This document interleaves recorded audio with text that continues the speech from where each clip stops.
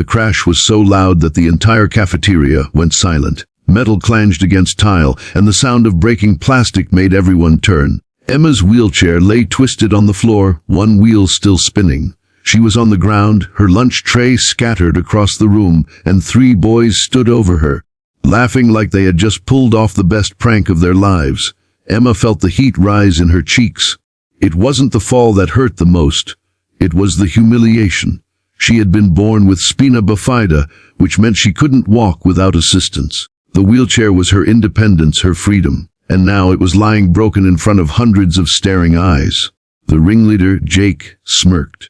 "Guess your wheels couldn't handle lunch today," he said, his friends snickering behind him. Emma didn't say a word. She couldn't. The lump in her throat was too big, and the tears were already stinging her eyes. She hated crying in public. She hated letting them win. Teachers rushed over, but by then the bullies had already slipped away, knowing they would get nothing more than a half-hearted lecture. She spent the rest of the day in the nurse's office, waiting for her dad to pick her up. But when she got home, she didn't expect to find her older brother, Ryan, standing in the kitchen in his Marine Corps uniform. He had just come home from deployment, and the moment he saw her bruised elbows and the bent wheelchair frame, his jaw tightened. "What happened?" he asked, his voice calm but sharp. Emma hesitated. "It's fine, just some guys being jerks." Ryan crouched so his eyes were level with hers. "Emma, I don't care how tough you are. I want to know who did this." She finally told him everything: the cafeteria, the laughter, the way everyone just stared instead of helping. Ryan listened without interrupting, but his fists clenched at his sides. The next day, Ryan told Emma he was driving her to school.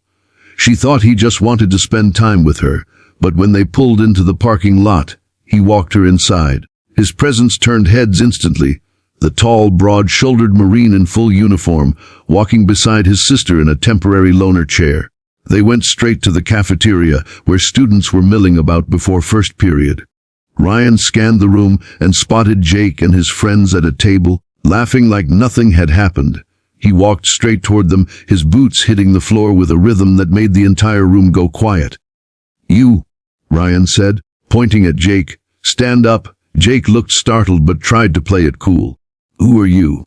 "I'm the guy whose sister you threw on the floor yesterday," Ryan said, his voice low but carrying enough weight to silence the entire cafeteria. "I'm also a Marine, and where I come from we don't hurt people who can't defend themselves.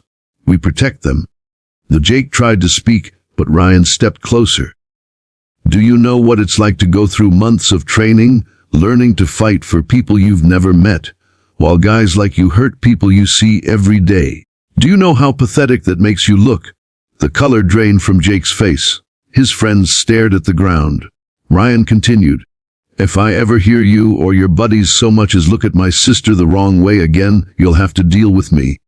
And trust me, you won't like that conversation." Someone in the back started clapping. Then more joined in. Within seconds, the entire cafeteria was applauding. Jake and his friends muttered quick apologies before slipping out, their heads down. Ryan turned to Emma, his expression softening. "Come on, sis. Let's get you to class." From that day forward, no one dared mess with Emma.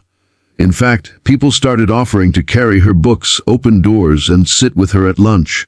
But more importantly, Emma felt something she hadn't felt in a long time: safe.